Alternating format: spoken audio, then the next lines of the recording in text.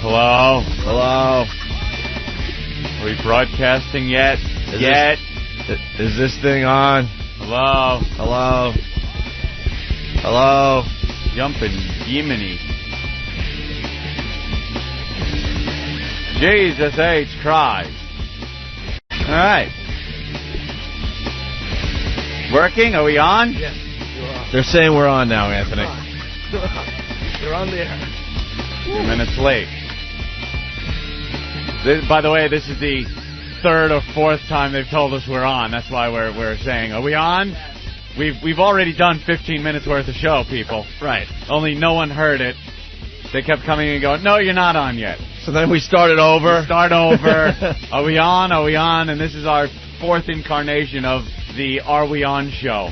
I started the radio show with one of the best stories ever. Oh, it was fantastic. And, it was all in the timing, and everyone was laughing, and we were all having a good time. I can't retell that story now. And when you came out with those things that you probably never have told people before, it was fantastic. Great stuff. Kid's father walks in, drags you both out of the crib. You got to put your pants on. Oh, well. Jesus. We'll start the show for the third time. Good news, though. We can take our first break in 10 minutes. Ooh. That's good.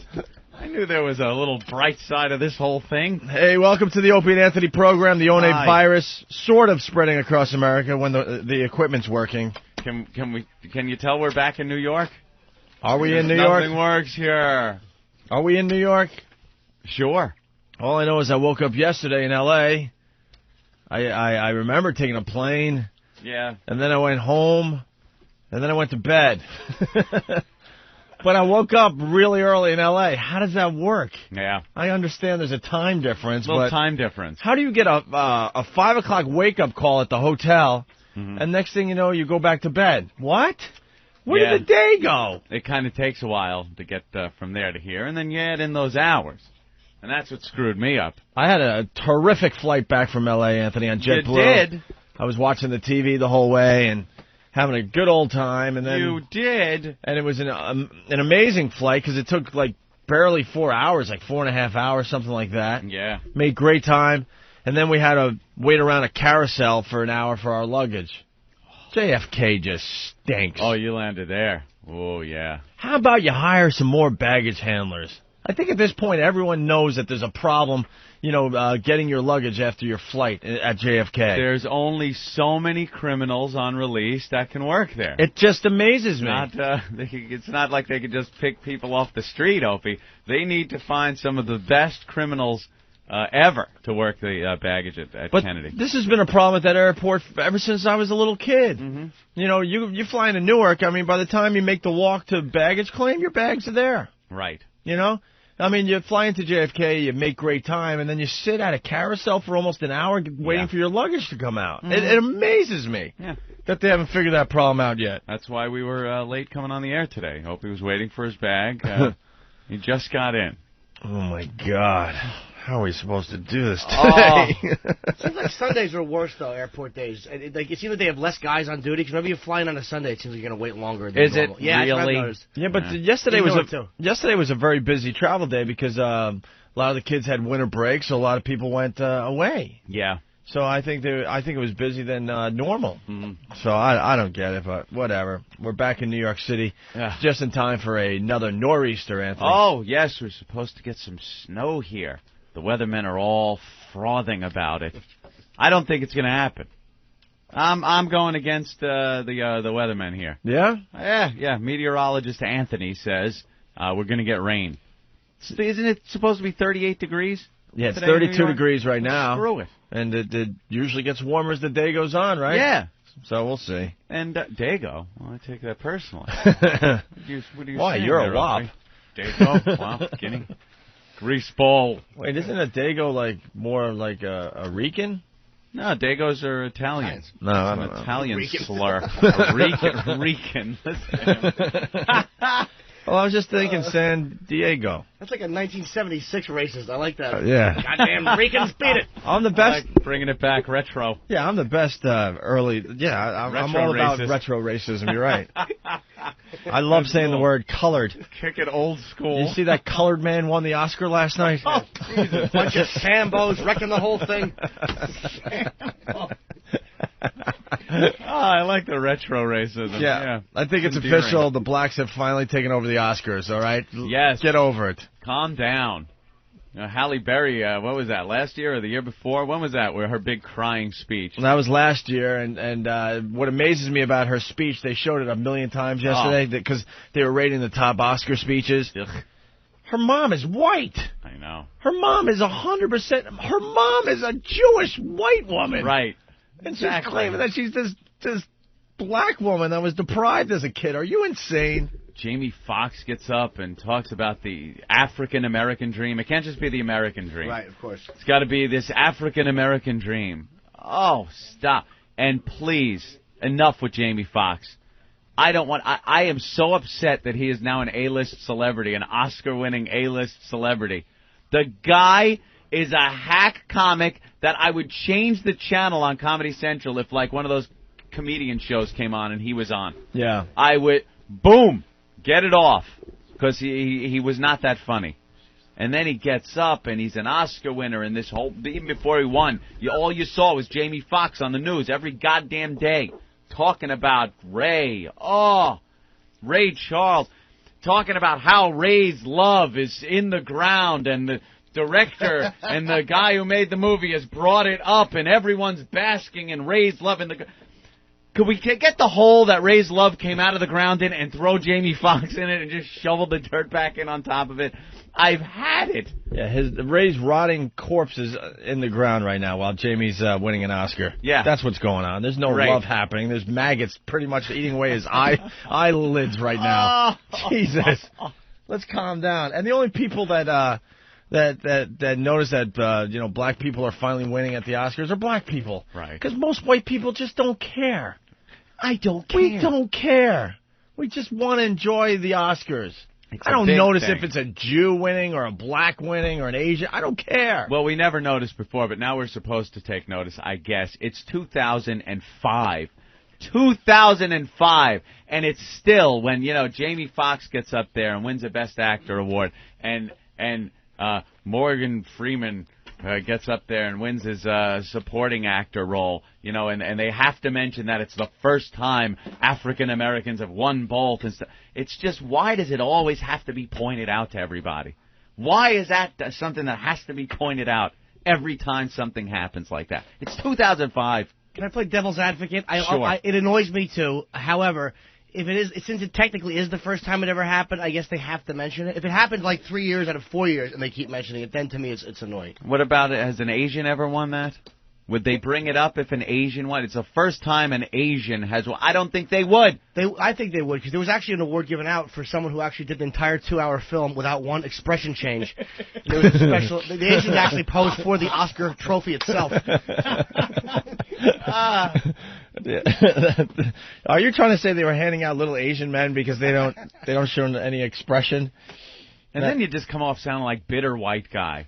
Like, because then all the black guys turn around and go, see, you're upset because we're now, taking over the Oscars. I don't care. Like, it's not a big deal, but I just don't think it should be brought up. I think, we're Americans here, and it should just be that, and, they do a good job acting. You win your Oscar. It doesn't have to be pointed out every second that it's black people. He's got to give his, his props to Oprah. It just doesn't have to be done every time. Oh, what's with the grandma speech, too? It's the second grandma speech I've heard out of Jamie Foxx. Stupid tattoo head. He's got that stupid tattoo on the back of his head. When did he get that? I thought that was a fake tattoo. I know. It's there every time. I've seen it every time now, so I'm thinking, okay, I guess that's not fake. He gets up What there. is it supposed to be? I don't know. Hey! Oh! He's got to lead the audience in that, and they're sheep. They just do it, and then he's got to talk about. And now here comes the hard part. Here comes the hard part. My grandma. Enough about your friggin' grandma. And then she's bringing up how his grandma used to whoop him. Yeah. When I used to act a fool, my grandma would whoop me, and she would whoop me. Whoop! Oh, with me. She'd go out back and get a switch and come back to the woodshed. And how old is Jamie fucking Foxx? He's making it sound. And I remembers being on the plantation, and Grandmammy would come at me with a switch and beats me. And he still talks to her in his sleep, right? You were saying. And we would talk about when we used to live high on the hog. She said, Jamie, someday. Oh, what the? And my grandmammy gave up a seat for a white man on the bus, and I never forget. The hell was this guy born?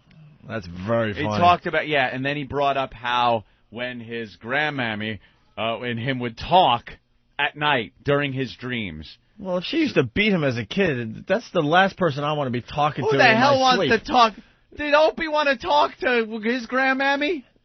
Hell no. No, I heard the stories. They're horrible. Hell no. And she never whooped you, did she? She never. No, because she wasn't around for 20 years. Jamie Foxx talking about how his grandma would whoop him, and then he's crying his eyes out, and he talks about how he still talks to her in his dreams, and he can't wait to get home and get to sleep. That's what he said.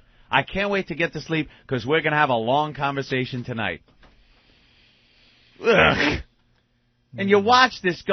Could they have just maybe picked another best act?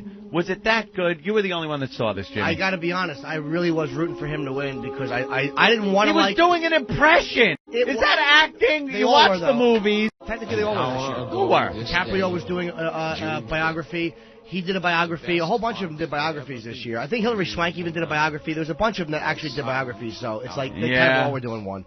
But it was really great. When you bring up that. Well, I didn't want to enjoy it either. I'm as sick of the whole nonsense as you are. But I loved the movie. I thought he was brilliant. What the hell is that? Yeah, it's not working. I thought he was great. We tried though. I don't know what that was. So, all right. Well, we're on the air, Anthony. Yeah. I guess that's what we were trying to tell everybody. We're getting ready for our big Oscars post show. Oh yeah. We had sound clips ready to go. And celebrity guests, music. Maybe a live phone call from Rich Vos at some kind of Oscar party that's still going on in L.A. And that's right. He wrote for Chris Rock. Can I mention that dummy before? This is why I have to end my friendship with Voss. We're talking yesterday, and he's talking about the Oscar gift bag he gets, and it's an amazing gift bag. He gets one? Yeah, he does get one. Wait, he got one that they're describing in the paper? It's like a $100,000 gift bag. I think the one he got is worth probably like $40,000. Maybe the celebrities get one a little bit better. I don't know. Yeah. His is still great with jewelry and all this stuff. And one of the things they get is I think it's a 10-person party where all the food, according to Voss, will be provided by Wolfgang Puck. This dummy said that he called him... Oh, did I just screw that up? Yeah, you did. Yeah, that's I was trying to see where you were going with that. I'm questioning myself going, oh, my God, I've been calling him Wolfgang Puck forever. What an idiot I am. What's his real name? Even describing this, I can't be as stupid as he was. Because I swear, I knew I was going to do that, too, because he said Wolfman Puck. Wolfman? Oh, my God, that's funny. Boss goes, and we get like a dinner which is done by Wolfman Puck. Wolfman Puck. Wolfman Puck. Hey, we're going to be cooking you something delicious. It's the Wolfman. Wolfman Puck. Wolfman Puck. What a complete ass. Wow. Is he going to make something with tortillas and lean cuisine? He's the dumbest guy I've ever met in my life. That's what I got out of the whole Oscars thing. What a buffoon. Wolfman Puck. That's hilarious. Oh, that is good. That is very good. Oh, my God. I love it. All right. Why don't we take a break and... You know, and then I guess we could finally regroup and get the radio show going. I like that Dracula Lagasse. Bam! He's good. But we're in the office getting ready for the show, and all of a sudden Ben walks in and goes, you guys aren't going on the air today. Yeah. Oh, there's a problem with some piece of equipment. Some piece of equipment just, I don't know. I don't know what happened to it, but it dumped overnight, and they patched the board together, so we're broadcasting for now, so we'll see what happens, you know. Yeah.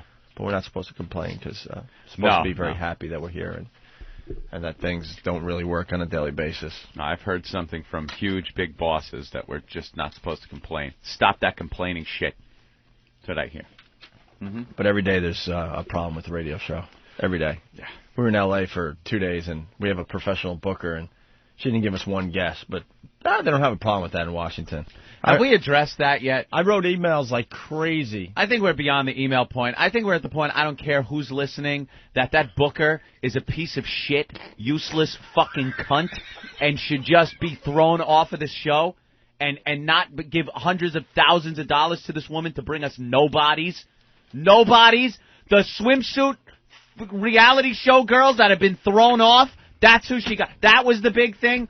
When that English bitch came walking in here and said that she's going to get us star after star, this list of fucking people that never showed up. The only stars we've ever gotten on this show, we've gotten ourselves, we've gotten through circumstance, we've gotten through Ben or Steve or yes, Big Kev even has gotten us guests. Kevin Smith. William Shatner. You know, guests. We go to the poker tournament. Celebrities are there. We've gotten them. This useless booker should just be canceled immediately. It is a waste of resources, money that could be used elsewhere, like maybe keeping the studio working so we could get on the air at 6, like maybe promotion, 10,000 other things I could think of other than this useless booker. Useless.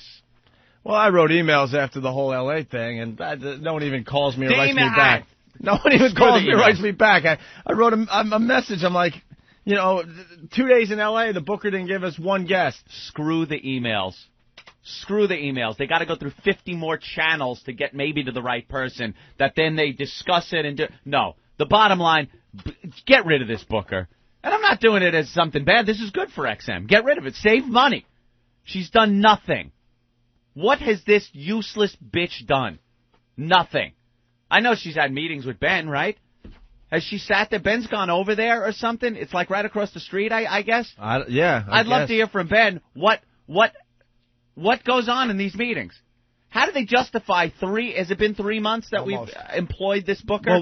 3 months. We've got nothing. We were supposed to have guests in New Orleans. We never really got any guests in New Orleans, so those 2 shows were a complete disaster. Well, not many celebrities go to Mardi Gras. And then, so how are you supposed to get that? And then, I wrote the email after L.A. because I'm thinking, well, maybe it's a slow time in L.A., and maybe there weren't a lot of celebrities around. It was Oscar week. Oscar week in Los Angeles. Oscar week in Los Angeles. We're out there for 2 days. We have a professional booker that they spend, I don't know, I've heard rumors up to $100,000 a year. A year? I've heard more than that. Oh, really? Yeah. All right. And not one guest. We didn't talk to one guest that she booked in L.A. Not one. Not Oscar one. week. It's Oscar week in Los Angeles. Hello? It's where the stars are. It's hard not to have a star fall into your show. Oh, I was just walking by, and what happened? Dude, I saw more stars just going to Jerry's Deli for breakfast. There you go. But no. Everywhere you walked in L.A., you saw somebody. You are being I was having taken. lunch on Saturday in Sunset Plaza there. I saw Rick Rubens. I saw Spike Lee. Wake up, XM. Without even trying, I saw stars. You're being taken. I didn't even go to, the hot spots where you actually see stars when you're in L.A. They're just, like you said, they're falling on you. You can't even cross the street because, Billy Crystal's in front of you. Yeah. And nothing. Not one guess. You are being taken. You are being taken. It's a limey 3-card money game she's playing. Nothing. You know who they should hire as the booker? Club Soda Kenny. He brought everybody over during the poker tournament. There you go. He was just grabbing people. Jennifer Tilly. He brought everyone over. Yeah. Yeah. All the celebrities. All right, so... We actually had celebrities. Yeah, so we're broadcasting live. We're in New York City. We're going to regroup and get a radio show going, I guess. We hear that from listeners every so often. Where are the interviews, you guys? You don't really have any real A-list guests or anything. And we're not even looking for A-list. No. We're just looking for interesting guests. Just interesting people, guests, something from the music industry, TV, movies. Doesn't have to be, A-list. We don't need to get Jamie Foxx on the show. Ooh, A-list. I think we talked to Jamie Foxx back in the day, too. Of course we did. When he was just a normal comedian. A bad comic. But now, they've taken XM for enough money, okay? It's time to just cut it loose and maybe find another booker. Someone that's actually going to book something for the show. And we get emails and calls from the listeners, and they're like, where are these people? Why don't you guys get a booker? Oh, we've had one for 3 months. Surprise! I bet the audience can't believe that. No, we've had a booker for 3 months, booking celebrities for this show. Go figure. Bob Kelly. Is that who the booker's getting us? Bob Kelly? Yeah, Bob Kelly will be on the program today. Yeah. By the way, I brought him, so I'd like a cut of that $100,000 apparently that she's getting for bringing in Bob Kelly. I would like some of that money. All right, well... It's been very funny on the show. Yeah. Eric, who is... Deb, you want some of that money? Sure, huh? Eric, who's booked for the show today? Bob Kelly and... Bob Kelly and Voss is supposed to call in. and the booker got us who for today? I don't believe Day after the Oscars. Nobody. Day after the Oscars, nothing. Nothing. Not a phoner from, L.A., Oscars. You're not going to find any celebrities. They're all busy. Unbelievable.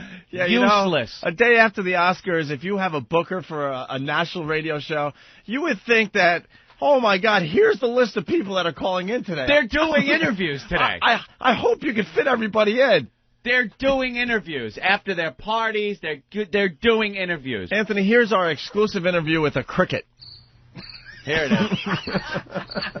Yes? This is what we got today. Yes? Really? And the booker, cha-ching. I've gotten you a cricket today. Well, the cricket... Good news, though, Anthony. This is not just any cricket. This cricket was actually outside one of the Oscar bashes. Oh, really? Stargazing as they were... So it saw... Oh, really? Oh, the cricket seems to have liked Hilary Swank's backless dress. There you go. All right, XM, write another $100,000 check. We got the exclusive interview with a cricket. Thank you, Jiminy. But, when we bitch, we're the bad guys. We're the bad guys. I'm the bad guy. I'm the bad guy. You know what a hoss is, Frank? It's a limey bitch that don't book guests.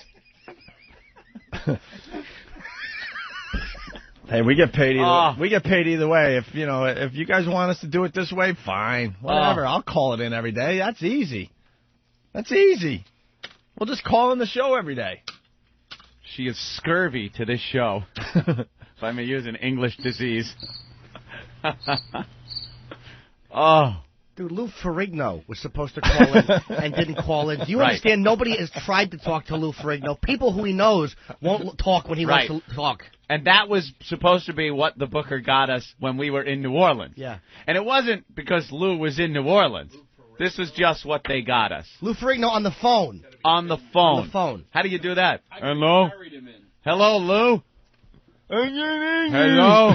Hello? I can't hear you. When I played the Hulk, I put the green paint on me. Fascinating stuff, Lou. Lou, what are you up to today? What? Lou, what are you up to today? Hello? Lou. I think we got in the bag of next. Lou, what's your latest project? Lou. Hello? Lou. Hello? Lou. Opie, no. The booker told me to call. I called her. She told me to call you, and then she had to leave. I don't know. She was laughing and heading to the bank. You know how pathetic this show is, though? We were excited that we were going to have the exclusive interview with Lou Ferrigno. They have lulled us into this zone where we were actually excited about it. We weren't thinking. We had a moment of clarity and thought, are we insane? Lou Ferrigno. We're psyched for Lou Ferrigno. And Lou Ferrigno blew us off. Oh. Hello? I have no battery. There's a router that's broken in my bullhorn or something. We really have got awful guests. Guys, sit down. We got a fax from Richard Keel.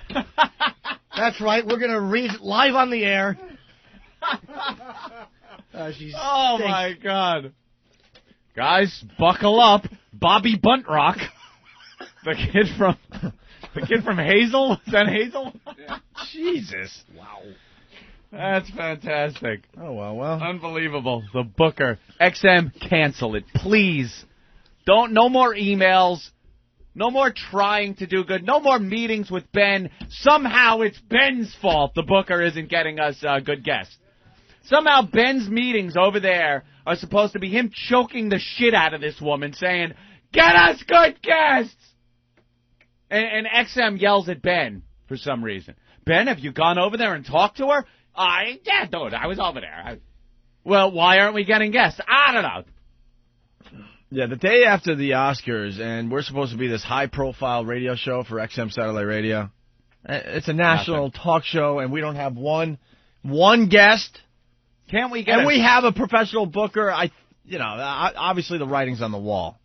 Stop it! Stop it! Can we get a snoozing Louis Gossett Jr. on this program? Can't we get Louis Gossett Jr. to snore into a microphone? That doddering old fool. Did you see him at the Oscars last night? Did he fall asleep? They panned the crowd, and Louis Gossett, with his head tilted back, his mouth wide open, just sleeping at the Oscars. He's asleep. I would have taken my change and just try to throw it in his mouth. Oh, wouldn't that be great? My loose change. Try to get something in Louis Gossett's mouth. Yeah. Can't we get him? Nothing. Dude, Oscars. It's the Oscars. We couldn't get anything. She's smart, though. She figured out a way to make $100,000 easy. That's it. America's wonderful, isn't it? America's a great place. I had my suspicions when she mentioned during the interview process that she had a connection with Howie and the gang. I'm like, okay, yeah. This won't be a conflict whatsoever. Yeah. But no one else at XM kind of thought that, so. But just get the snow shovel full of cash and keep throwing it over there. We've said for 3 months this woman's done nothing. We knew after month 1. There was supposed to be some feeling out period. Remember that? Sure. She said because of our reputation, Opie, that perhaps we'll bring in some guests. They're not going to be the A-listers, but bring in some guests, see how those interviews go, and then later on, better guests will come around. And we said, sure, let's do this. And that's bullshit because these celebrities go on any show to promote their stuff. And we had some guests on. They're fine. Guests that we've brought in, they have a grand old time. 3 months later, we haven't got... It's fallen off in 3 months. We haven't even gotten the shit that she used to give us at the beginning. What reputation, by the way? Roman Polanski fucked a 13-year-old and people are still working with him in Hollywood. Look what Woody Allen has been accused of. So what reputation? What does that mean? You can't go because of the reputation. What's wrong with your reputation? Are you saying we should go out and have sex with underage girls? Oh, no, I'm certainly not implying that. I'm just... At least we shouldn't get to caught. get better guests? And our reputation with guests... What a genius you are, Jim, to spin it like that. Our reputation with guests are legendary, matter of fact. Right. For the most part, we've done very, very well. Guests enjoy being on this radio show. A large percentage of guests have a great time on this program. Yeah, I would put the figure at 90%, Anthony. A few of them fall through the cracks. Oh, the other 10%, we've pretty much thrown out a 10-story building, but... Maybe a poker player might come on and have a hard time here, but... Oh, that douche. All right, why don't we take our first break? We'll regroup. We didn't even think we were doing a radio show, so bear with us. Neither does the booker. I want to talk about Anthony's shopping spree on Rodeo Drive. Oh! Anthony's rental car making me look silly. Me a bag of shells. Easy come, easy go. I was Ralph Cramden. I got some money in his pocket over the week we were in L.A. I spent $100 to get the clicking out of the phone. Just to take the clicking out of the phone. Hey, get a load of fatso there. We're all very punch drunk, so this could be a very good radio show today. Oh, having some fun. And then we got to see how Jimmy Norton did in Houston at the Improv. We lost Jimmy on, Thursday? Yeah. Yeah, it was very We didn't annoying. have him. We lost him after Wednesday's show, I guess. Yeah. Thursday's show without Jim, and then Friday and Saturday hung out in L.A. We were having some fun. And Thursday I was at the Comedy Store just hanging out, and watching some comedy. The Korean dude from Mad TV was on. He was pretty funny. Bobby Lee? Bobby Lee was pretty funny. He's funny. And then Jay London ate it really bad, and I really like Jay London. How did Jay London eat it? He's kind of funny. I like his stuff. Dude, Jay London, I saw Jay London before Last Comic Standing in L.A., matter of fact.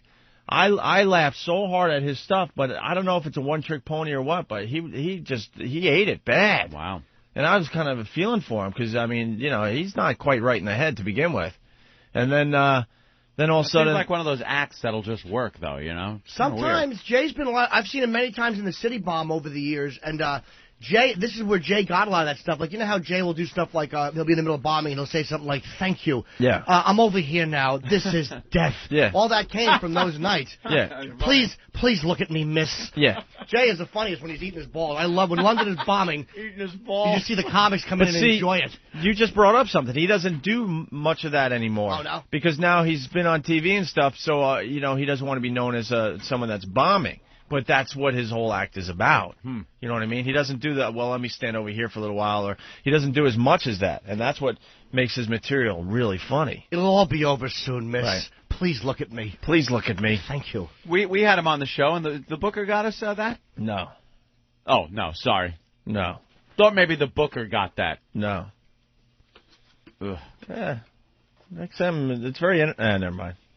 No, I don't fault them, man. They tried to get us a booker, and they did the right thing. It ain't their fault. Yeah. You should have cut the strings a while ago. Okay. What's wrong? What, Ben? Ben's panicking. No, I'm not panicking. What's the matter, Big I'm Ben? totally come. Hopefully Try you the get- phones. I hopefully- think the phones work now. Oh, the phones might work now? All right. Let's say hi to Rich Vos. Vos! Hey, what's going on, guys? Can you hear me? Hey, Rich, yes. Why are they fixed? No, I mean, it's good, but what happened? It's magic. Brown banana. Magic. That's what we have It's to magic. attribute it. Wait, Boss, can we hear us right now, Rich? Yeah, I can hear you right now. All right, Well, very good. What happened? It Yeah, wasn't fixed. I would love to know what the How did problem it get was. fixed? Well, it looked like Mars is given the universal sign of, I pushed a button. Ah, the button. Is that all it was? It was a button. I thought we were waiting for Staples to open up. that was Ben comes in and during the commercials like, dude, good news, we'll get the phones fixed as soon as Staples opens. Staples or CompUSA. Or he goes. CompUSA. As soon as that opens, we're like, what the?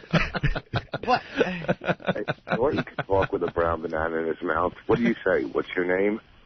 You know, Rich, that was very hurtful, and that should have gotten a bigger laugh than it did, but for some reason nobody heard it. It was kind of funny. No, it's funny, but we're in the middle of a rant here, and your timing just stinks. Talk about the Oh, I guy with the couldn't hear brown you. banana in his mouth. I'm sorry, I thought you guys stopped. Were you ranting again about the phones? We Yes. actually were right before you called. Yeah, Voss hasn't even been around for a while because he's been writing for Chris Rock for the Oscars, and he even knows that the phones are awful. It's. But I guess they're working now because we pushed a button, right? Do they Okay. give you guys rules now? Are you getting rules? Rules? Not really. No, that was a little. No, suggestions. That was a little joke. Oh. Hey, boss, I want to know, when are we going to get together and have that big party that Wolfman Puck is going to cook at? Well, I don't know if he cooks. His company, him or caterers do, like, for 10 at your house. What's the guy's name? Wolfgang Puck. Wolfman Puck. Whatever. Who knows? Did you guys watch the show last night? Yes. Of course, Rich. I want to know which one were your jokes? Well, first of all, as a writer, and when you're on a writing team, Yeah. you don't go, this was mine, that was Oh, mine. of course Oh, you don't. Yeah, so sure you don't. You too have read all the reviews of Chris Rock's appearance, and you don't want to take any credit for it. No, first of all, no. I had a lot to do with a lot of stuff. And I thought, I read a lot of reviews. Some reviews loved him. One guy trashed him, but, they go, he wasn't edgy enough. Okay, he couldn't win with some of these people, because if he was too edgy, then they would have gone, oh, he was too edgy. Uh-huh. And I thought he, and I'm not just saying this, I thought he did it perfect. He goes to the edge, comes back, as a stand-up, especially when you're working on you're performing at the Oscars. I thought he took it as far as he should take it. I agree, man. I thought he did a good job. Rich, I'm not gonna lie to you. I don't think he ate it. I was expecting a little more from Chris Rock. Well, I didn't like that bit about when he was like, I forgot the bit, like if you want a real actor, wait or whatever. Well, how can you not like that? It was all right, but I mean, he had a lot of confidence in that, and I thought that went a little too long in his monologue. But don't forget, even though he had that bit, like you might watch, some other host might do a video montage, and one of the moments in that video montage might not work as well, but they're able to hide behind the music and the glitz of a video montage, whereas a stand-up... You mean Billy Crystal? Yeah, whoever, absolutely. Absolutely. Yeah. But Chris just did what a stand-up should do. That's why I loved what he did. Yeah, it was okay, It was just, listen, first of all... it wasn't outright hysterical or anything like that, which I've seen Chris Rock do. It was okay. Okay, of course he's outright hysterical when he's doing an HBO special, but with that audience. No, I understand what he was up against. Everyone knows that, because they talked about it all week. Wow, Chris Rock doing the Oscars. How edgy are they going to let him be? Blah blah blah blah. I get what he was up against. And those self-important idiots, they give him an applause break when he's trashing Bush. But if he starts to trash them, they get like a little And here's the thing. I like Bush, but his Bush stuff was. I mean, it was. It was trash. How clever was that? It was funny. It was very funny. The guy's going, he's reapplying for a job, and in every movie theater it says why you shouldn't get that job. That was very funny. Yes, I forgot. Yes, that was a really funny job. I mean, how clever, that he starts a war. You work at the Gap, and then he attacks Banana You could Republic. stop kissing his ass now, Rich. The Oscars are over. Honestly, Rich, I forgot about that. That stuff was really funny. Yeah, he was talking about how, about Bush's, reapplying for his job, and in every movie theater in America is a movie of trashing him, and he was still able to get reelected. So. And then Sean Penn comes out, some self-righteous. Oh, yeah, dude, he's the worst, Rich. He's the worst. What did Chris say when he came back on after Sean Penn said what he said? Because earlier in the show, he said, they talked about Price Waterhouse accountants. And he goes, and here's the two accountants, and these two big black dudes came out. Yeah. Right? They were gigantic. So after Sean Penn, stumbled through his coke-induced or, alcohol-induced haze, Chris came back out and said, my accountants want to talk to you later. Oh, okay. Now I get it.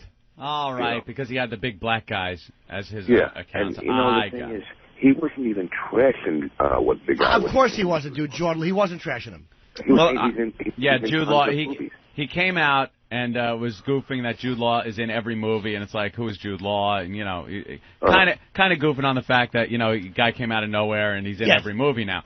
And then Sean Penn. I got the audio of Sean Penn. Used to be Jeff fucking Spicoli, comes on and actually informs Chris that Jude Law is a fine actor, and Sean Penn has absolutely zero sense of humor left. He is completely devoid of a sense of humor. He didn't understand that that's like a joke, and he had to come out and seriously address Chris Rock goofing on Jude Law. Right. Well, he's a comic. It's a joke, you idiot. This is what Sean Penn had to say after the Jude Law thing. Well, that would be... Oh, no, stop it. Oh, the gremlins are in the machine today. Well, I would like to play what Sean Penn had to say, but the CD is not firing off the board. What happened? So let me go way over here, because this is what you do on a professional radio show, Anthony. Go over there and hit it from there. This is a national talk show for XM Satellite Radio. Yeah. Boy, are you guys proud in Washington? Here's the thing. Hold on, Rich. I got to go way over here to start the CD player. We're going to play some audio, sweetie. So hold on. Okay. Forgive my compromised sense of humor, but I did want to answer our host question about who Jude Law is. He's one of our finest actors, and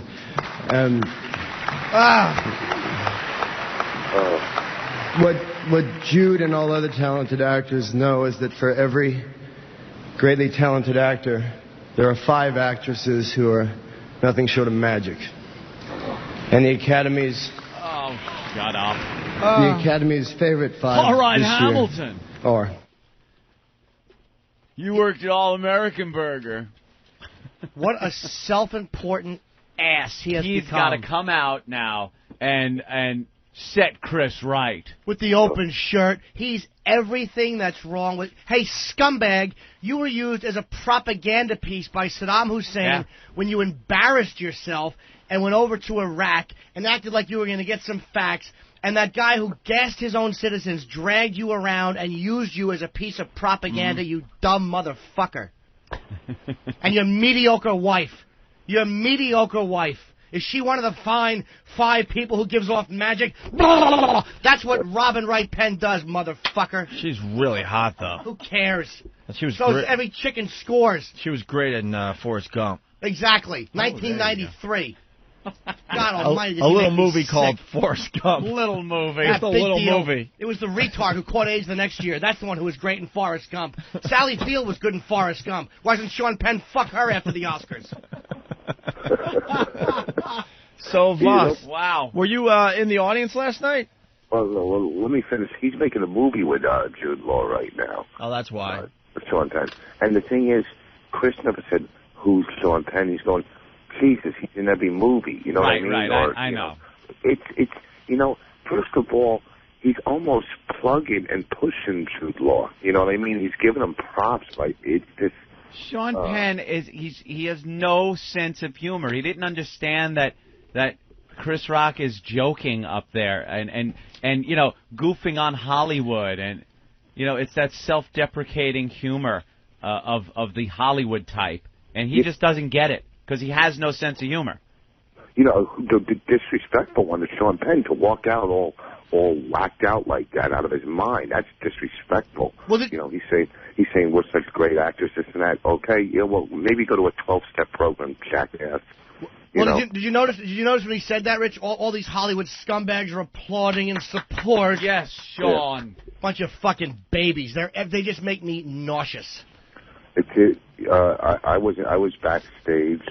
I was in the writer's room. Of course you were. I do a lot of it. I walked around after the show. I mean, I was standing, next to every, like big stars. I would walk into the hallway. That is so cool, man. Dude, did you meet Eastwood? I stood right next to him. I talked to Dustin Hoffman after the thing backstage. He was like the nicest guy, and I go like a little girl. I was at American Dreams, and I played Lenny Bruce, and I watched you playing Lenny. I actually played you. Oh, like you had something in common with Dustin Hoffman. Oh, that must have been an awful moment. Dustin Hoffman played Lenny Bruce. That's right. And just for the audience, and Rich Vos played Lenny Bruce on that American Dream show. You know how you should have bonded with him, Rich? Hey, remember that place you lived in Midnight Cowboy? Well, I bought a condo that looks just like it. Remember when you were in the bathroom giving head at Midnight Cowboy? I knew the guy, Jim. Did you show him the picture of your schlong? No. That would have been a good conversation breaker. No, but he was like the nicest guy in the world. Okay, then I was sitting at the Oscars, sitting at the governor's ball, and the guy one of the writers for the movie Sideways comes walking up to me with an Oscar in his hand. He goes, "I loved you on that show. You were great." And I can't tell you how that made my night. That's great. He's sitting there with an Oscar, and I'm trying to have my meal. I stood next to Halle Berry, Renee Zellweger, all of them. Like Kate, whatever her name is, would walk by. I go, "Great job." Hey, Rich. Kate Winslet, you mean? Kate Blanchett. Yeah. Tim Robbins. Now when he got trashed during his intro, he came out with a smile, with a sense of humor. Like when Chris Rock said, when you're not boring us with your politics. That was very funny. He came out with a smile. Oh, I got that intro. Hold on, let me play it, but I got to go way over here. Go way over there. Load that up. Can I just say, do you know how disturbing this is? As a guy who's known Voss, and he's probably my best friend for 15 years, and I know I've seen you act. I've done projects with you. You're a great comic. Your acting is atrocious. Do you know how awful it is to hear that you were backstage at the Oscars kind of discussing a similar role with Dustin Hoffman? Do you know how that makes my liver hurt? Jimmy just would have touched his forearm and gone, "Dustin, Dusty." I got the Chris Rock introing the Tim Robbins here. All right. I couldn't believe that they allowed this to go. Well, allowed. Tim Robbins. But I thought Tim Robbins was going to go on stage and either say something or go right after Chris Rock after his intro. Listen to this. He was laughing. I got to go over here though. Hold on. All right, go over there. That's two for the aviator. So if Howard Hughes were here right now, he wouldn't shake hands with anybody. When our next presenter is not dazzling us with his acting ability, he's boring us to death with his politics. Please welcome Academy Award winner Tim Robbins. Come on. That's funny. Yeah, and Tim Robbins, you got to give it to him. The guy came out and he was smiling and showing that he has a sense of humor, unlike Sean Penn. Someone wrote, I think it was Nick. It was so funny that Tim Robbins hates Republicans so much he goes to the circus twice a week just to spit on the elephants. Just to what? Spit on the You hear that? elephants. Yeah, we heard it, but Yeah. That's actually not a bad line. not bad. But wrote that? anyhow, what I'm saying is he came out smiling. Yeah. You know. Rich, So, I gotta ask you, the Bridget Jones, Deacon Jones joke, was that yours?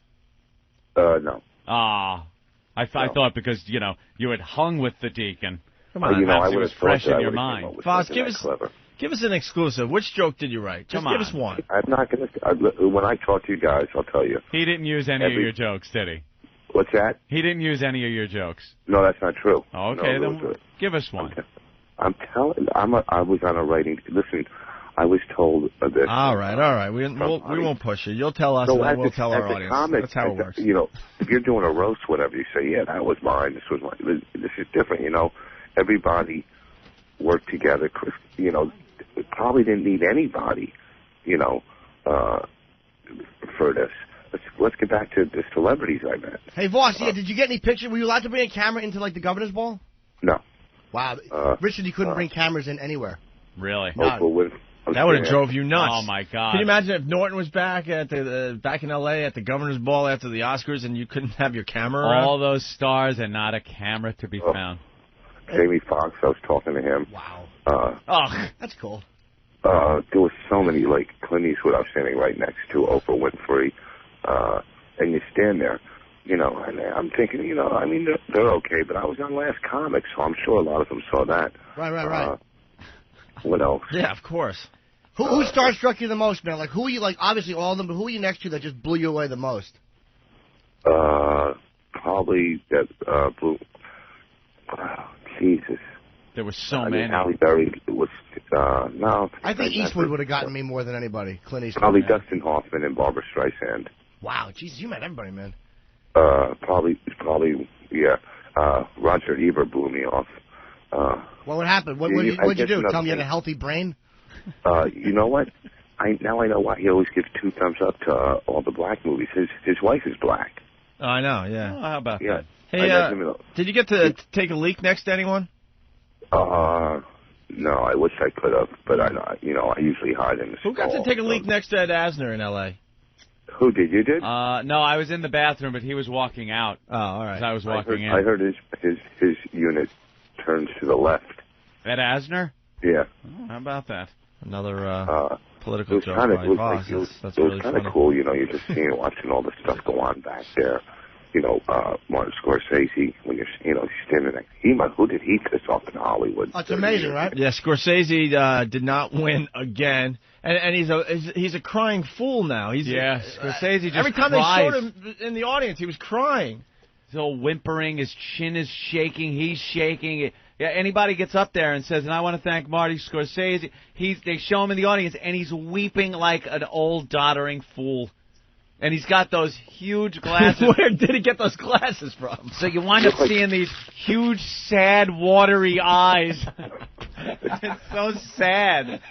Come on, it's the guy. Come on, the backseat of the taxi and taxi driver. Come on. Right. That's a great scene. That's why That's him. That's why time just stinks in the end. How has he not won an Oscar? I don't know. He looks like he was playing the Eugene Levy story. You know what? I heard Hitchcock never won a directing Oscar either. Well, Scorsese was the director for Aviator, obviously, and that was a much more complicated movie than that stupid $1 Million Baby movie. Wow. As far as directing it. Yeah, that was a favorite though. That $1 Million Baby, Jesus Christ. Oh, it was an okay movie. I saw that movie. It was all right. It wasn't anything special. And as far as directing the movie, I can't see how that was a better job than The Aviator. The Aviator was just a masterpiece as far as, a film. Anybody remember Clint Eastwood directed those goddamn Every Which Way But Loose movies? Oh, yeah. Left turn, Clyde, a right turn, Clyde. With that bad directing style he had. I'm not a big fan of Clint Eastwood. Not a big fan of him as a director. Oh, director. I loved him in Bridges of Madison County. Yes. Hey, Voss, you have anything else? Not only that, didn't Scorsese direct Raging Bull? Oh, dude, Raging Bull, he did. Goodfellas, Casino. I mean, it's an endless list of great films, and they've never won. So not only did he not win for Raging Bull, he lost again to a boxing movie with a chick boxing. Yeah, right. Oh my God! Think about you bring up a great point. He probably directed one of the greatest boxing movies of all time. The greatest. And he got beat this year by an okay mediocre boxing film. Yeah. That's a good one, Voss. Anything else? I can't think of it right now. You back in the hotel now? Yeah. We went to the governor's ball, and then we just... Bonnie must have really gave you a good one. It's pretty impressive, Voss. Actually, we can't really talk. We can't talk bad of Bonnie anymore because this is a legitimate girl. Yeah, she's a nice girl. I was just thinking that the sex must have been just amazing, considering you're out there in Hollywood. You wrote for Chris Rock. You're backstage. You go back to the hotel. The parties. I'm thinking you're getting some really good sex. What happened? Oh yeah. Well, we left the party to come back here and then go down, hang in the lounge with the. We didn't try to go to any other parties. We should have went to the Vanity Fair party, but we were just so tired. Oh, so tired. Yeah. So we kind of blew it off. It was weird because I turned the TV and they showed the Vanity Fair party, and Nick and Jessica are walking in. It's kind of like me and Bonnie, only they're at a different level. Right. So we just came back to the hotel and All right. I got it. All right, you're going nowhere, so I'm going to go back to the Martin Scorsese thing. Here are some of the. It's okay. You're doing good. Relax. He directed The Aviator. He directed Gangs of New York, obviously. I'm just trying to. It's a well-directed film, Gangs of New York. Casino, like you said. The Age of Innocence. Cape Fear. Goodfellas. New York Stories. Last Temptation of Christ. Color of Money. King of Comedy and Raging Bull. And not one Oscar. Not one. Did he do Taxi? Oh, yeah. It keeps going. I'm sorry. Yeah, Did he do Mean Streets, too? Yes. The Last Waltz. Taxi Driver. Alice Doesn't Live Here Anymore. Mean Streets, like you said. It just goes on. And not one. Well, they'll give him that honorary Oscar. Yeah, like they did Pacino after all of his brilliant roles. They finally throw him a bone for Scent of Woman. I think between De Niro and Pacino, there's 2 Oscars. Dude, one for each of them. If I was Martin Scorsese and another couple of years go by and they go, hey, good news, Martin, we're going to give you an honorary Oscar, I'd go up on that stage and just throw it down on the stage, give him the finger and walk off. Well, Clint Eastwood, Opie, directed Play Misty for Me. Remember that one? I kind of liked that movie because it was about a DJ. He was spinning the platters. Yeah. Can we get audio from Play Misty from me for the radio show? Maybe not today, but maybe later this week. When he talks about how he has to go home and write some poetry for my show tomorrow. Right. Oh, that's the clip I want to hear. Hey, how about Bronco Billy, The Gauntlet? Sure. He directed The Outlaw Josie Wales. That was good. Yeah, that was good, but the directing really blew on it. Oh, did it? It really did. How can you tell? It's a certain look.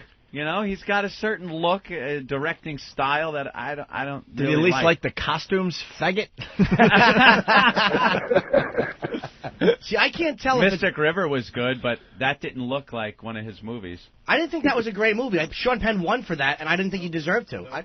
What? I didn't like it. Oh, you didn't like it? Yeah. I didn't think he deserved to win for that. Absolutely not. I read Mystic. I still haven't seen Mystic River. I read the book, and the book was so overrated. And then they made a movie out of it. Stunk. 21 Grams, Sean Penn was better, and he probably should have won for that one. I thought he was a much deeper role. 21 Grams was one of the most disturbing movies I've ever seen. Agreed. And Sean Penn, you know, like him or hate him, he was brilliant in that movie. Guy's great, man. He was brilliant. He's a great actor. He's a good actor. He's a buffoon. Ass as a person. Complete ass. He directed Bird, too. All right. Voss, you done? Yeah, I've been done. I was probably done 10 minutes into the call. No, not at all, man. I mean, this is our exclusive, post-Oscar this is huge. interview. You're the guy. Dude, the nerve of you to stand there with Dustin Hoffman. Do you know how that's going to bother me for the rest of the day? That you stood next to Clint Eastwood? These legends, dude. That's fantastic. And did you get to talk to Chris Rock after the show? Oh, yeah. He was happy. You know, for a second, he was so pumped up, man. Yeah. Walking off. It was weird. You know, I do have to ask you something because I'm not sure if I mentioned this on the air or in the office because sometimes the line is blurred between what we get on the air and what we don't. I was in the Comedy Store Thursday night just hanging out, and all of a sudden Chris Rock came in. You know, he's been working his material in the clubs all week long. But Thursday, it seemed like he was just hanging out on that stage, and really, what was he doing? Were you with him? No, I didn't come in Thursday. Oh, because he just sat on a stool, and he was kind of just rolling the mic stand around, and he was just kind of... He really wasn't doing any material whatsoever. I knew he wasn't going to do any Oscar material because everyone at that point was trying to get, a glimpse of some of the jokes he was going to tell. But he was just kind of working out really, really new material. It was almost like he was just getting on that stage to kind of, I don't know, keep his comedy chops going or something. He was going into the clubs working the stuff out, and the stupid writers were starting to write his jokes before he did it in L.A., so he had to stop. They ruined it. Oh, okay. I think Thursday is the night I was rifling through the gift basket they gave me. Yeah, it was a cool gift basket. What's in there, Rich? My little stubby fingers. There was all kinds of stuff. Trips of six nights in Hawaii, 5 nights in Mexico. A big party at Morton's Steakhouse. When are we going to do that, by the way? I don't know. We'll do it. When are we going to do all these things with you? You are so out, Jim. You're so out on Voss's I don't know if Jim's going to go because there's only a $1,500 limit. Then there was a pearl necklace, some other... You've had many of those. It was all kinds of jewelry, certificates. Man, there was a lot of cool stuff in there. How much would you say it was worth? Probably like 30 or 40 grand, I guess. Really? I probably made like 50 grand for a half a joke. What else? I mean, there was all kinds of stuff, All right. That's fantastic. Well, Voss, get some sleep. If anything else pops in your mind, give us a call back, okay? Yeah, I think for a guy that hasn't slept, again, I think I did a good enough job here explaining I love everything. the fact that Voss just wrote for Chris Rock for the Oscars, but he's more concerned about his appearance on the Opie and Anthony show. Well, because you know what? When everything else in my life fails, I know I have you guys to fall back on. And I know why that is, by the way, because Chris Rock doesn't have a message board. A fan message board. Well, here's the thing, and the last thing.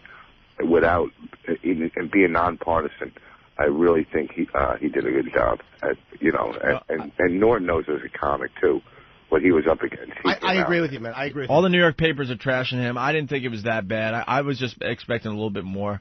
But you're right. I mean, you actually set me straight. I forgot what kind of crowd he was playing to and all that as well. It was a tough gig no matter what. Hey, Voss, did you think... I thought when he walked out, he seemed a little bit nervous, which I'm sure is very normal, but it seemed like he seemed like a bit shaken up. I don't know, because Chris is so quiet. Like, if you see him, too, you would think that. I mean, I don't know what was going on in his head, but, what gets me is they're all... they compare him to these guys that are singing and dancing for 20 minutes. Steve Martin came out and was hilarious. He told jokes. That's all he did. Carson told jokes. All right, and that's what he did. He's not going to sing and dance and dub his head, into a dumb movie, which isn't that hard to do if you have the right editors. You know what I'm saying? He came out, he did stand-up, and I don't know if he was nervous. I would have been nervous. Shoot, Jesus, I'm nervous when I do a spot, Yeah, I hear you. All right. So, thank you, Voss. That was fun in California too, at the casino. Yeah, we had a great time there. I got one of those poker gift baskets too as I was leaving. Oh, you little thief! You just dipped your little rotten fingers in and took it and walked off. All right, Voss, we got to fly. We got to move on with the show here, but thank you so much. We really appreciate. I was hoping Alan Alda. They're showing Alan Alda on TV right now. I was hoping he was going to win. Me too. Would they give it to more? Oh, yeah, that was another one that was Morgan stupid. Freeman. Where's my list of the winners? We should go over that. Oh, got it right here. Yeah, Morgan Freeman, he won for Best Supporting Actor, right? Uh-huh. For $1 Million Baby. There was nothing special in that role. There just wasn't anything special. An old boxing guy. Morgan Freeman.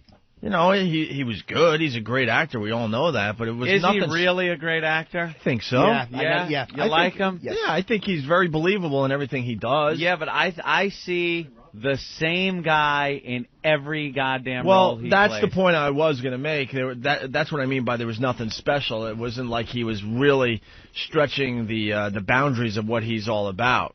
And I think you need to take that in account when you're giving out these Oscars. Nicholson, in a way, though, and I'm a big Nicholson fan, he's kind of similar in every role. There's something about him and every, it's like, I don't know. I see Morgan Freeman just playing that soft-spoken kind of guy in every role he's in. That's all I see. Maybe I'm just not looking. He's a great actor, though. Right. Glory, he was great in Glory. Mm-hmm. Yeah, I was hoping the white guy was going to win in that category. Shawshank.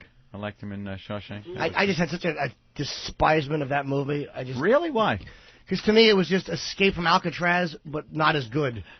Oh, my God. I didn't like it. I just didn't. I love Shawshank. I know, everyone did. I just didn't care for it. No, I thought the white guy should win in that category, though, because it's all about being black or white. Oh, so you think white guy should have won? Yeah, white guy should have won that category. Alan Thomas Alda. Hayden, Church and Sideways, he was really good in that movie. And Alan Alda was great in Aviator. And who's Clive Owen? They They showed him last night. I'm like, who is this guy? Get Sean Penn on the phone. I'm sure he'll be happy to tell you. He's one of our finest actors. Yes. Well, if we had a special, entertainment type person to call in the program today to give us the ins and outs, we would find out, who Clive Owen is. I have no clue. All right. Pop his name up on IMDb. That's all you need to do. And, of course, Jamie Foxx for Ray. I don't know. Don Cheadle for Hotel Rwanda. How about that? I love Don Cheadle, but I honestly didn't see it. Yeah, I just saw the clips. I just see the clips they play, and I think he did a great job in that clip. That was some of the best 10 seconds of acting I've ever seen in my life. I think he should have gotten it. I think they're just running out of things to make movies from. Yeah? Yeah, because they were even, selling this Hotel Rwanda, saying it's a movie about a little-known historical event. Yeah. I think, they've done the Holocaust, they've done the World War II movies, now, the Howard Hughes biopic, or whatever it's called, and now it's Hotel Rwanda.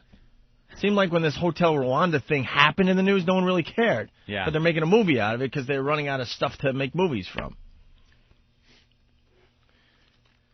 Costume design. Achievement in cinematography, achievement in film editing, achievement in art direction, all the Aviator, all things that come under the subheading of director, and they don't give it to Scorsese.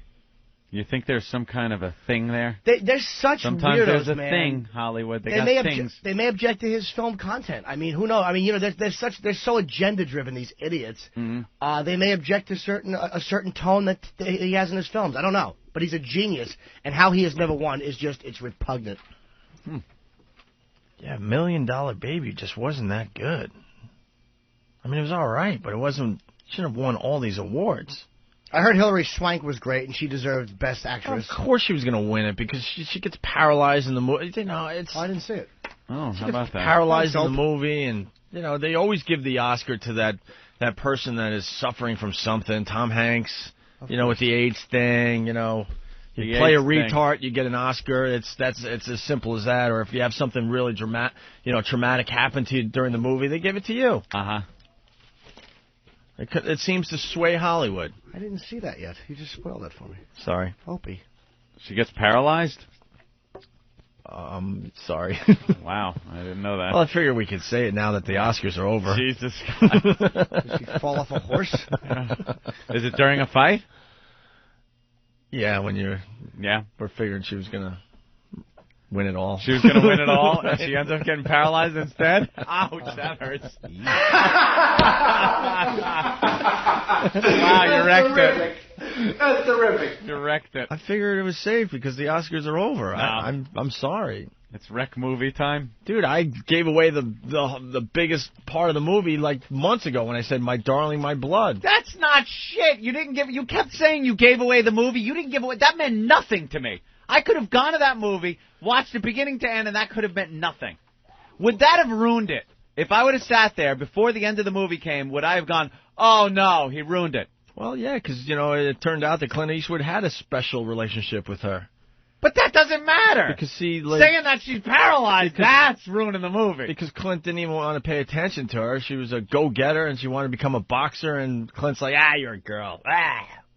Turns out, though. So then he says that at the end. Oh, yeah. It turns out they had this special relationship. But by the time he says it, you kind of know it anyway. Well, because the crowd was cheering this thing. They were chanting this thing. And as she's taking her final breath, she asked Clint what it meant, and he says, it means my darling, my blood. Because I think she was the replacement for, like, a long-lost daughter that could care less that Clint was alive or something. Yeah. All right. Well, now I'm going to spoil a movie. I hate to say this. At the end of Ray, he dies. Oh, you ruined it. But he's not dead because he's living through Jamie Foxx. And he doesn't over and over again. Yeah. Hey! Did he really do that? I didn't see him win. He did. Where is that? Is that in part of his speech? That jacket. Yeah, I'm sure it is. All right, let me go way over here, Anthony. Listen to this mess. Hold on a second. This mess of a speech. Are we ready? Yep. Yeah. Jamie Foxx, his acceptance of speech. Acceptance of speech. Acceptance. Hey! Acceptance speech. I guess we got to do it again. Shut up! You ready? You're not Ray Charles. And then all those lemmings in the audience. Oh, and they show the audience. They all believe in the same they all believe in the same shit in Hollywood. Ugh. So of course they're all going to sing along. But that's to Ray Charles. Give it up for Ray Charles and his beautiful legacy. And thank you, Ray Charles, for living. Well, and not driving. Thank you, Ray Charles, for living. Let me tell you something about Ray Charles, who was amazing, but he got enough accolades in life. He's not some, like, undiscovered treasure. There you go. Wow, I was trying to figure out what was so disturbing about this whole situation. Yeah, Jamie Foxx running around trying to gather up all these accolades for Ray Charles. He did. He was very well recognized. He was loved in life. He was loved by his peers and by Hollywood. Everyone loved him. Isn't like you watch the movie and go, wow, I never knew Ray Charles. I never thought... Let's listen to a little more. All right, sorry. I got so many people to thank tonight, and first I'm going to start it out with Taylor Hackford. Taylor, you took a chance, man. I mean, that love for Ray Charles was deep down in the earth somewhere, and you opened it up, and it's cracked open, and it's spilling, and everybody is drowning in this love. And I thank you for taking a chance on this film, and thank you for waiting 15 years to get me to do it. Could you drown? What is he talking about? Taking a chance on a Ray Charles That's film? a chance? Are you insane? How is that a chance? What's taking a chance on a film about a rock band or a rock star? Like trying to make a film about Kajagoogoo. There you go. There's taking a chance. That's taking a chance. Taking a chance on a Ray Charles film? Are you insane? Uh-huh. You know who took a chance? The people that finally distributed The Passion of the Christ when the rest of those scumbags in Hollywood didn't want to touch it. And what did it make, like $200-something million? By scumbags, you mean Jews, right? No, even the wasps in Hollywood, nobody wanted to touch it. Yes, right. I did mean that. I mean, nobody wanted to touch it. They were all frightened of it. And the Academy snubbed it. And how beautiful was Chris Rock? Another thing I loved about him, they made 6 police academies, he said, and nobody wanted to make a Passion of the Christ. Yeah. Right. It's a great joke, but it's also a great point. Right. Mm-hmm. Taking a chance on a movie about a singer, it's like doing a movie about the other guy from Wham. That's taking a chance. That's a chance right there. That's a chance. How are you taking a chance on a Ray Charles film? I want to thank you. I want to thank Crusader. I want to thank thank my agents. I want to thank Rick Kurtzman. I want to thank Kim Hodgett. I want to thank Steve Smoot. I want to thank my managers, Jamie King and Marcus King. Let's live this African American dream. It's beautiful. I'm glad I'm with you, and I ain't never leaving you. So I love you. What happened to him? The African American dream? Now he's living the African American dream? It can't just be the American dream anymore. It's got to be the African American dream if you're black. There's this whole separatist thing that goes on that just it's despicable. It's not helping the cause. Just stop it. It's really not helping. It's just as bad as white supremacists saying that they want to be separate, and it's just, there's no reason to bring that up. You're a black man. You won the award. Accept it as an American. Why does it have to be? It's 2005, for God's sake. It's 2005. Just accept the award as a human being. I'll tell you why it's okay. For the same reason that you go to Virgin Record Store and it's okay for them to have a section that says Black Cinema.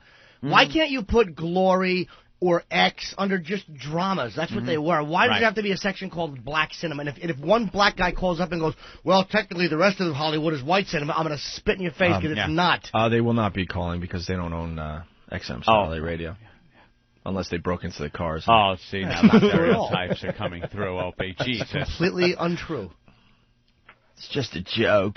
Oh, thanks. Someone's telling me that Bruce Willis is dead the whole movie. In Sixth Sense. Great. I was going to see that this weekend. Bastards. Opie actually did ruin that movie when it came out. At the end of Sideways? Yeah. They had a hangover. Ooh, good one. Did they both realize they were wine-tasting homosexuals? They drank a lot of wine that weekend. Hey, have you seen the movie Saw? No. That's a good one. Yeah. Oh, yeah. The murderer guy, he's in the room the whole time. He's the dead guy laying on the floor. Dude, oh, wow. It's a great movie. Dude, I haven't seen that movie yet. Yeah, that wrecks the whole movie, by the way. That ruins the entire movie just by saying that. I mean to the point where it's not even worth seeing. That is the twist ending that wrecks everything. Ruins every storyline through the whole movie. Yeah, great movie, though. I'm glad I saw it before somebody ruined it for me. Can I say The Grudge? I saw that, and I can't ruin it.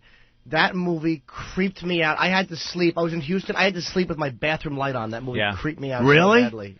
Yeah, because we saw that on the way to L.A. on those tiny little TVs with the awful headsets they give you. I cannot wait. I only saw half of it because I was like, we're flying. It's just creepy enough when you're flying. Very creepy. That's why I always search out comedies when I'm flying. But I cannot wait to get that on my system at home. You know what, though? Did you see The Ring? It was a very similar story. It's nothing compared to how creepy The Ring is. The Ring was so goddamn creepy with that weird black and white movie effect that they had going, and just really creepy. That quick movement thing they do. I don't know why that creeps me out so much. I'll tell you one thing that creeped me out in the Grudge was when the husband looks over, the wife is laying on the bed and he looks over and the little Asian kid pops up. Oh yeah.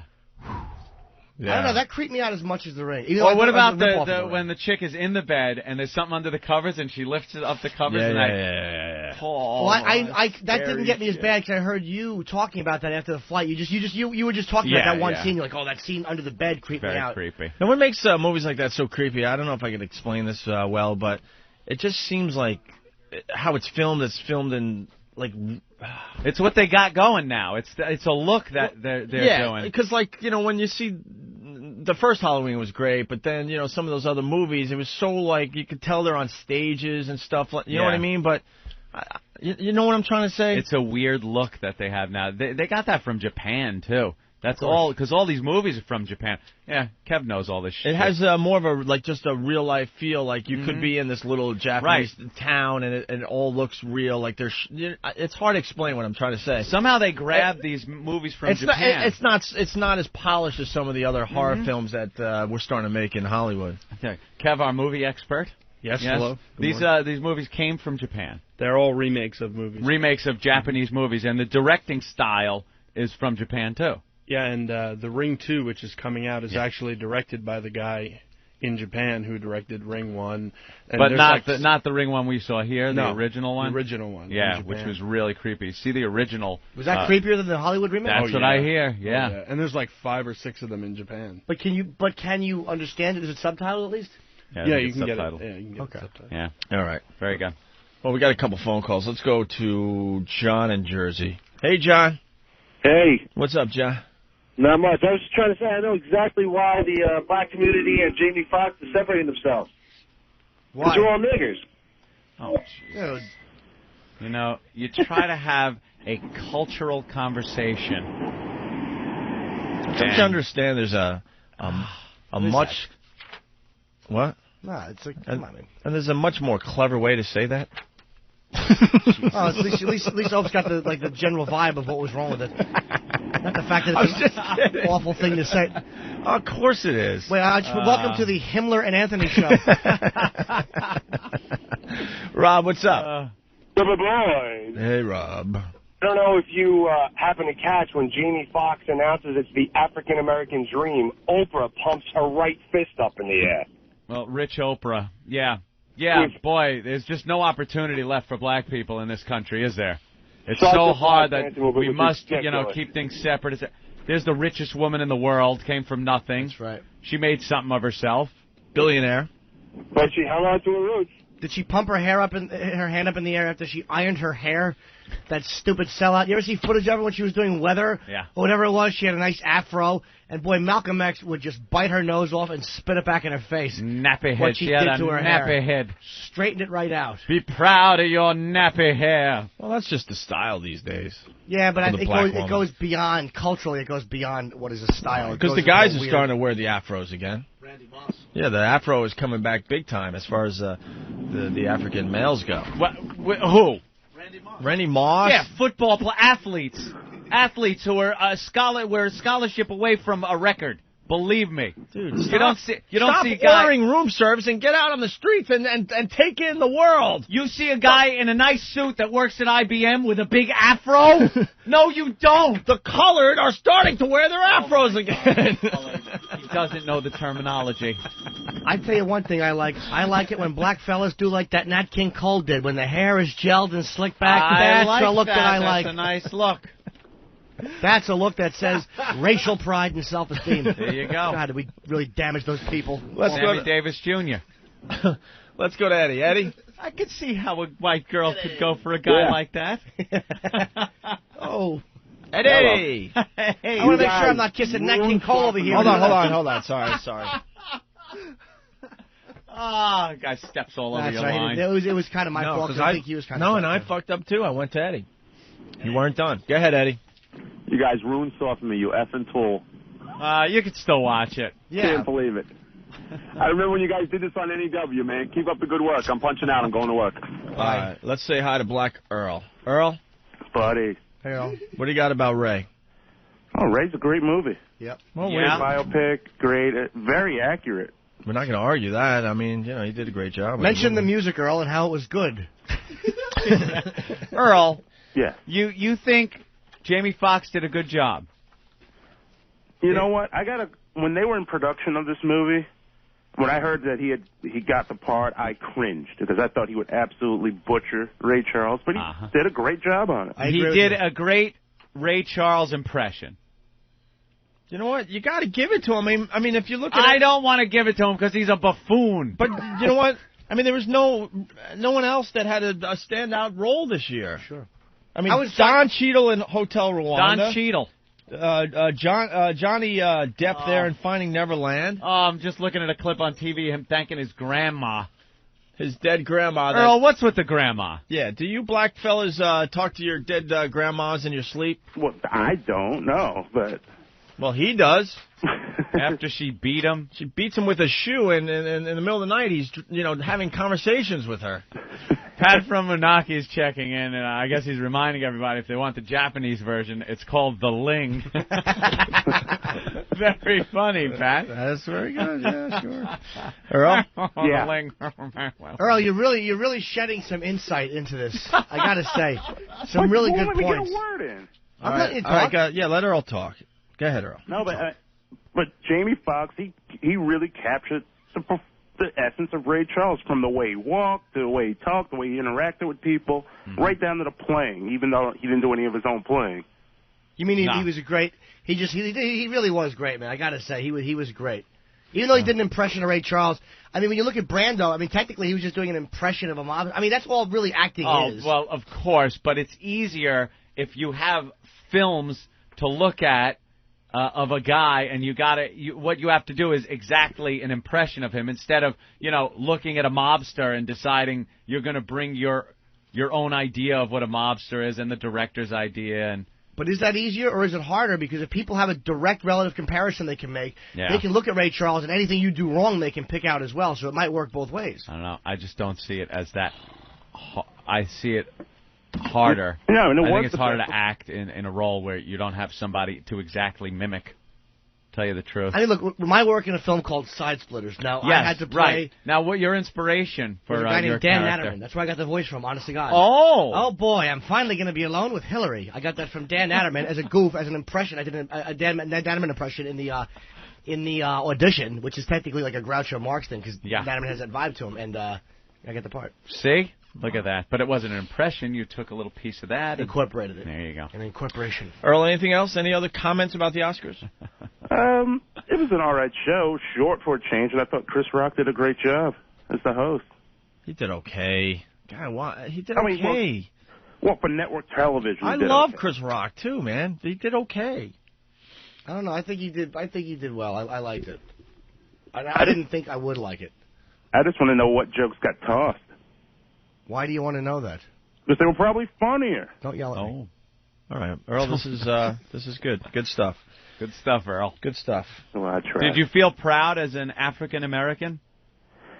You know, it didn't even occur to me that it happened. You're an African American? That it was the first time that two black actors swept the Major Acting Award. Oh, yeah. How'd you not know that? I noticed that as soon as I heard that Fox won.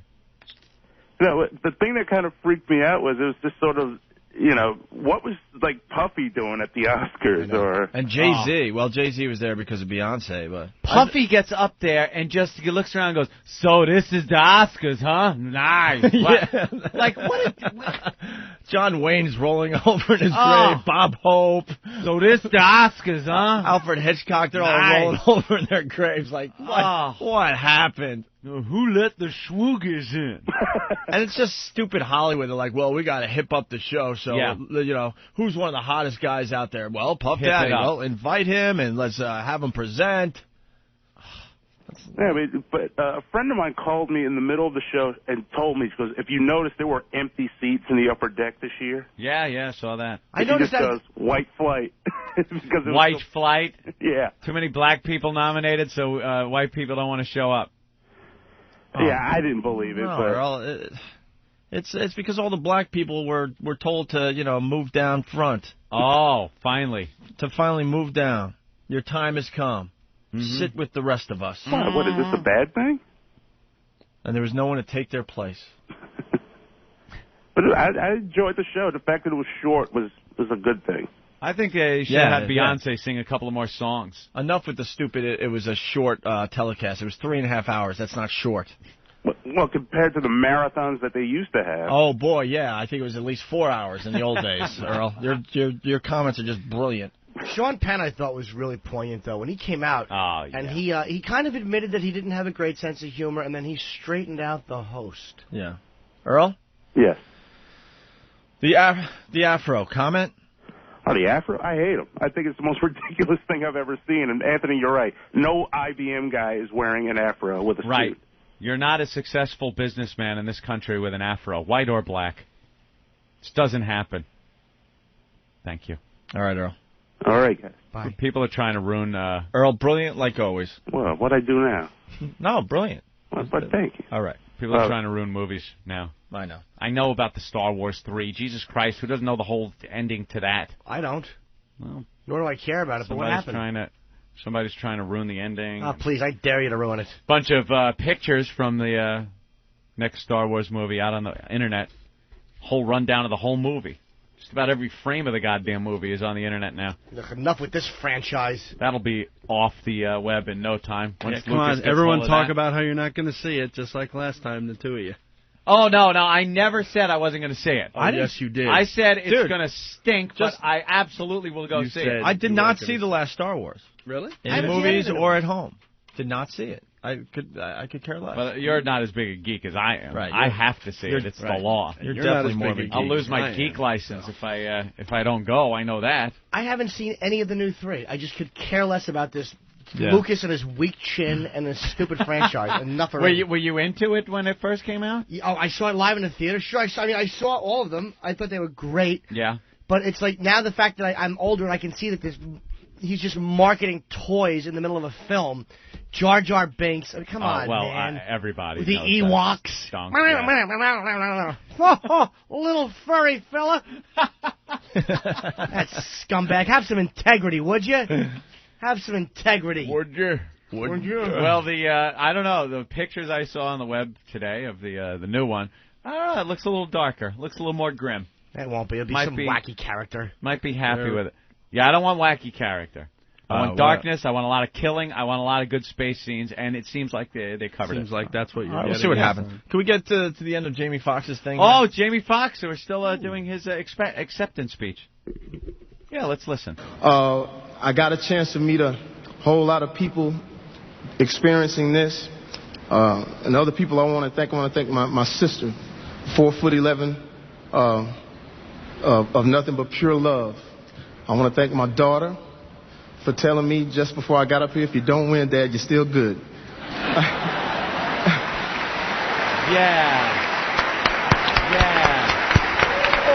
I just see Oprah and I see Hallie. I just want to say your names.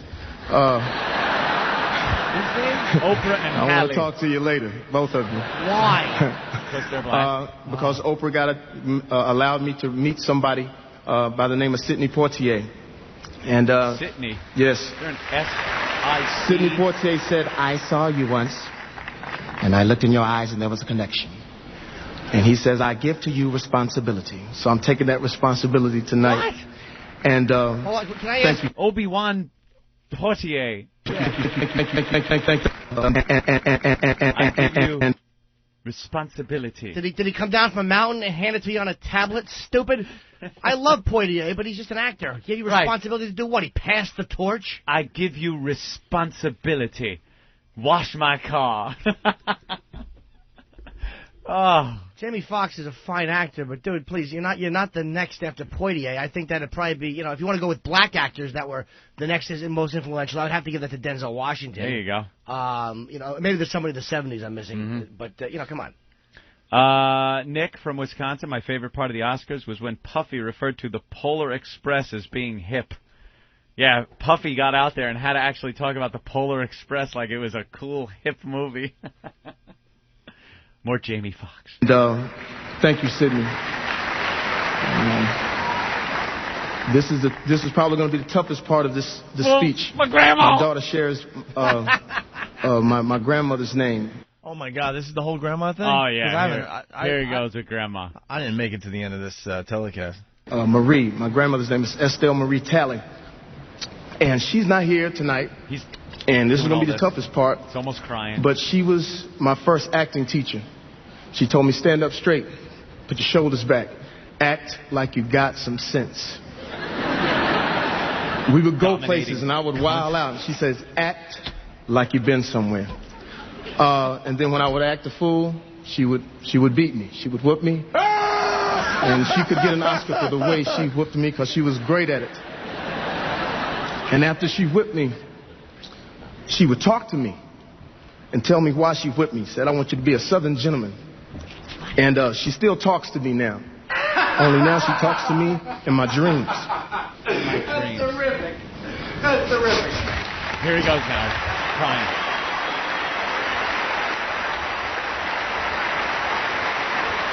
So he couldn't talk. So the and I can't wait to go to sleep tonight because we got a lot to talk about. I love you. She beats the shit out of this guy and then sits down and talks to him. And he can't wait. What an abusive old bag. And he can't wait to talk to her tonight, he said. Yeah. Hopefully he's holding on to that Oscar real tight in bed. I'm going to beat your ass with this here, Jamie. So she doesn't take that Oscar and clunk him over the head. This reminds me that, I got to be honest, you guys are kind of making light of it. This reminds me of that very moving speech given by your Best mom? Actress. No, not my mom. It was by on the phone? Lisa Nussbaum. And she said, I would try to do my best, and my dad would chain me to a radiator and beat me and my mother until I was dead. And I just want to thank him for that. Thank you for the beatings. He's bringing up how this woman abused him as a kid, beat him, and he just idolizes her. He's using this as his forum to idolize her. Any other award he accepted for this, the Golden Globe, and every other thing, they showered him with accolades for this friggin' part. He always brings up this goddamn grandmother of his that beat the crap out of him as a kid. I hope before he went to bed that he took the Oscar and drilled it into his into his dresser. So I'm going to keep this here so Grandma can't beat my ass with it. Jamie, where are you? It's the white man's gold. It's the white man's gold. You can't accept this. I'm going to beat your ass. You got to be a Southern gentleman. Oh, what is that? What the hell year was he born? I was more moved by Charlie Sheen talking to his grandmother in those dumb letters in Platoon. That was more moving. I'm doing a bad Clint Eastwood impression, Grandma. Dear Grandma. Oh, God, enough. Jamie Foxx. Just picture him getting beat by his grandma. All right, why don't we take a break, Anthony? We'll continue with the program. Right? All right. As we go to break, another piece of Chris Rock's monologue. This was really funny, too. Incredibles 1, you know, I love The Incredibles. Next year they have the black version coming out. You're checking out the Opie and Anthony program. Hello.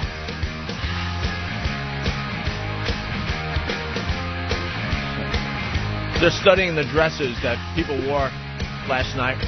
Oh, did you see Hilary Swank's backless dress? They're talking about. I hate the Oscars. I watched the whole goddamn thing and I just hate it. It's just such a bore fest.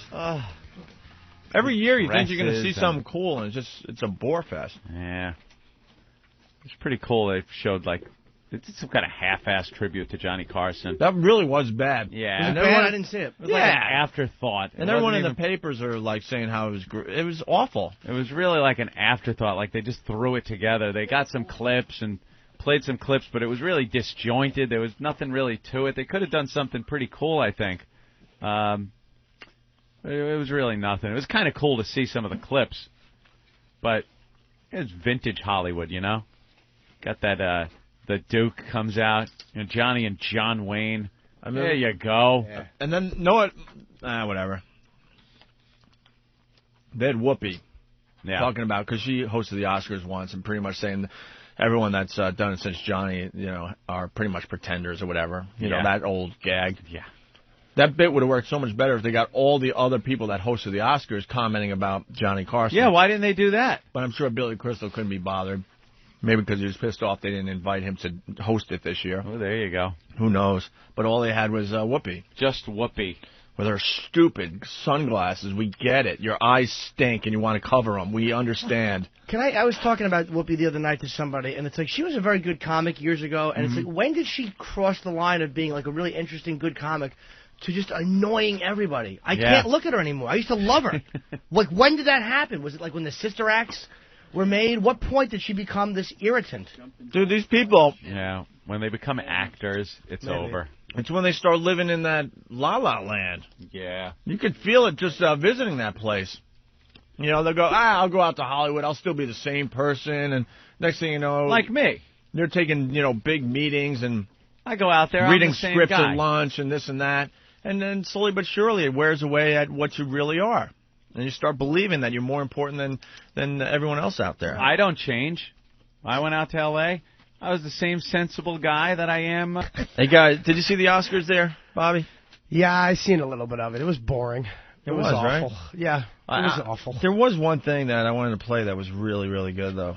The Chris Rock going to the Magic Johnson Theater. Oh, yeah. It's a quick clip. That was funny. I'm sure, if I was a black person in the audience, I would be a little upset at that bit. It really put black people in a bad light. Made them look very uncultured, uneducated.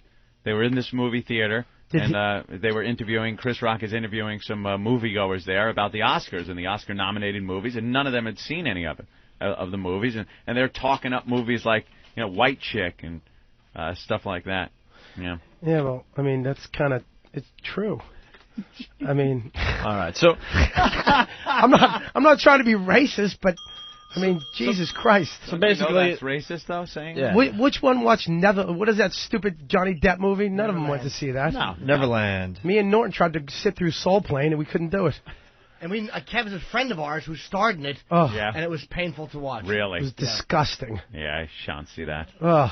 All right, so Chris Rock went to the Magic Johnson Theater to talk about, what these people thought were the best movie of the year. Now, you often hear that Hollywood is out of touch with the rest of the country. So I decided to get out of Hollywood and talk to regular people about the movies. So I left the Kodak Theater and went down to the Magic Johnson Theater. Let's take a look. What was your favorite movie this year? Alien vs. Predator. Alien versus Predator. Now, what was your favorite movie last year? Last year? Probably Saw. What was your favorite movie this year? I guess Chronicles of Riddick. It's pretty good. Chronicles of Riddick. So you're a Vin Diesel fan? Of his movies, yeah. Okay, now, what was your second favorite movie? No second favorite movie this year. So it just stops at Chronicles of Riddick? Yeah, it just stops at Chronicles of Riddick. Did you see Sideways? No. No, I didn't. No, I didn't. No. Did you see Finding Neverland? No. Did you see Million Dollar Baby? Didn't see that. No, I didn't. Did you see Million Dollar Baby? No, I sure didn't. I can't lie, and I'm not going to front to these people out here and tell you, yeah, I've seen it. Did you see Aviator? No. No. Did you see The Aviator? Was that the dude that played in The Beat? Yeah, the same guy from The Beat. Did you see White Chicks? Oh, yeah, I love White Chicks. Yeah. Did you see White Chicks? Yes. I love that movie. Did you see White Chicks? Yeah, I seen that. Okay. That was good. Did you see Sideways? Yes. Did you see Finding Neverland? Yes, I did. Did you see Million Dollar Baby? Oh, yes. Did you see White Chicks? Best movie of the year. They got robbed. You just won the Oscar. I want you to give your acceptance speech. Okay. Let me have it. I want to thank my little sister, definitely my inspiration. I want to thank my mom, my dad, for bringing me. Fish, you are really up on me. Step back. All the fans, all the directors. Harvey Weinstein? Of course. I got so many people that I want to thank. My baby, of course. Little Damon. Hi, baby. What about the baby's daddy? I want to thank my mom, my dad, my sisters. Yeah, those who thought I couldn't win one, kiss my black. That was Martin Lawrence at the end or something? Yeah, Martin. Martin. That seemed funnier last night. Yeah, sort of a visual. Yeah, let's not fake it. Yeah, well. It seemed funnier on TV. Oops. No, what are you going to do? It's true. I want to thank my baby, and then Chris said, how about your baby's daddy? And she just gave him the look of death, because obviously he's not around or anything. So. Well, of course. Of course. What do you mean by that? I love all the white people just giggling at him. Oh, I know. Oh. The black people say the darndest things. Jesus. I'm just giggling. Ooh, look. It really did look uncomfortable when they went back to the audience, and the white people were like, let's applaud a little bit, but not too much. We'll chuckle, but not too much. Yeah. Don't guffaw. How many white people went, what's White Chicks? What was that? Yeah, what movie? What was that? Meanwhile, Bill Cosby's at the entrance trying to set it on fire. Yeah, trying to murder everybody inside. Louis Gossett Jr. is asleep. When they panned the audience, it just showed Louis Gossett Jr. with his head tilted back, his mouth open, and his eyes just completely shut. He was asleep at the Oscars. Louis Gossett Jr. passed out. He made one good movie, right? Officer Jones. Did he? Officer, and then Was he that went. it? Yeah, then he went to Iron Eagle '85. Iron Eagle, climb high, play the tape. Yeah. Shut up. Chappie Sinclair. Chappie. What an awful movie that was. He did Enemy Mine, which also stunk. He was played in that back. lizard suit. Why was he there last night? What did he do? Fell asleep. He was just a black dude, another black dude. That's it, filling seats. Yeah, let's say hi to He's the Rich. next Oscar winner, so you probably have to have him. Hey, Rich. Hey, boss. Hey, is it just me, or did you all have to notice that Chris Rock's interview at the Magic Johnson Theater was all black people except for one white guy? I thought that was kind of odd. He didn't bother interviewing any other white guys. Well, that was the bit. Is that kind of like racist or discrimination? Well, that was the bit that, black people watch different movies and like different movies than white. Yeah. Because Hollywood's all about white. That's what it seemed like. I thought, well, shoot, man, if that would have been a white guy interviewing all white people, the black community would be in an uprise. Well, I don't know. What is this, Rush Limbaugh? Uprise. Jesus Christ. Dude, that was the bit. I know. Freaking I don't think white people would be in an uprise. Yeah. My God, he didn't talk to any white nobody.